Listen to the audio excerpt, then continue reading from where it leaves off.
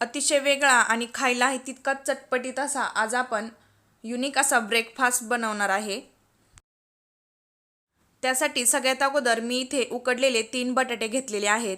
आता मी हे बटाटे एका मिक्सिंग बाउलमध्ये ट्रान्सफर करून घेणार आहे आणि हे बटाटे आपण व्यवस्थित एका मॅशरच्या मदतीने मॅश करून घेणार आहे।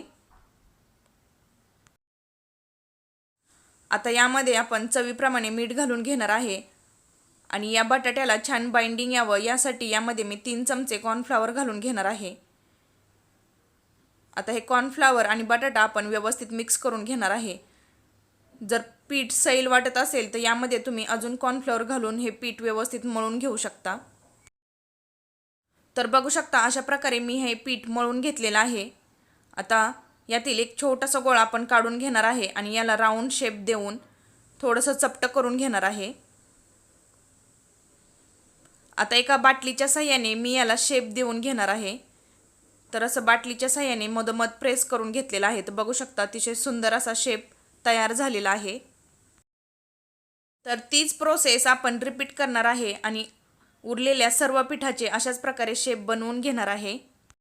तर बघू शकता पोटॅटो रिंग बनवून तयार झालेली आहे। दुसरीकडे एका पॅनमध्ये मी पाणी गरम करत ठेवलेलं होतं। पाणी देखील व्यवस्थित गरम झालेलं आहे। आता यामध्ये आपण तयार केलेल्या सर्व पोटॅटो रिंग घालून घेणार आहे आणि अगदी 2 मिनिट फक्त आपण मीडियम फ्लेमवरती ह्या उकळवून घेणार आहे। तर 2 मिनिट झालेले आहेत आणि हे व्यवस्थित फुगून वरती आलेलं आहे, म्हणजे आपले पोटॅटो रिंग तयार झालेले आहेत। आता आपण ह्या काढून घेणार आहे। तर आता एका झाऱ्याच्या मदतीने मी ह्या पोटॅटो रिंग काढून घेणार आहे। तर काढताना अगदी सावकाशरित्या काढून घ्यायच्या, नाहीतर ह्या तुटल्या जातील। आता मी एका प्लेटमध्ये काढून घेणार आहे।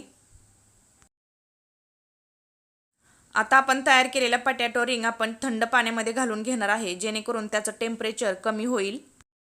अगदी 10 ते 15 सेकंदानंतर लगेच ह्या पोटॅटो रिंग मी दुसऱ्या बाउलमध्ये ट्रान्सफर करून घेणार आहे। तर बघू शकता अशा प्रकारे मी सर्व रिंग काढून घेतलेले आहेत। आता यामध्ये मी 2 चमचे सोया सॉस घालून घेतलेला आहे। सोबतच यामध्ये एक मोठा चमचा कट केलेले लसूण घालून घेणार आहे। सोबतच यामध्ये 1 चमचा कोथिंबीर घातलेली आहे। आता यामध्ये अर्धा चमचा लाल तिखट घालून घ्यायचं, तर तिखट तुम्ही कमी जास्त करू शकता। आता हे सर्व व्यवस्थित मिक्स करून घ्यायचं। तर मिक्स करताना अगदी हलक्या हाताने हे मिक्स करून घ्यायचं आहे। एका तडका पॅनमध्ये मी 2 चमचे तेल गरम करत ठेवलेलं आहे। आता हे कडकडीत गरम तेलाचं मोहन आपण या बटाट्यांवरती घालून घेणार आहे। आता हे पुन्हा एकदा व्यवस्थित मिक्स करून घेणार आहे। तर अतिशय सुंदर आणि खायलाही तितकाच चमचमीत असा हा नाश्ता आहे। तुम्ही एकदा नक्की ट्राय करून बघा। तर बघू शकता अतिशय आगळा वेगळा त्याचबरोबर खायला अतिशय चटपटीत आणि हलका फुलका असा नाश्ता आज आपण बनवलेला आहे। तर अतिशय युनिक अशी रेसिपी आहे। तर तुम्हाला ही माझी रेसिपी कशी वाटली कमेंटमध्ये नक्की सांगा। आवडली असेल तर लाईक करा, शेअर करा। त्याचबरोबर नवीन असाल तर चॅनेलला सबस्क्राईब करायला विसरू नका। पुन्हा भेटूया अशाच एका छान रेसिपी सोबत। तोपर्यंत धन्यवाद।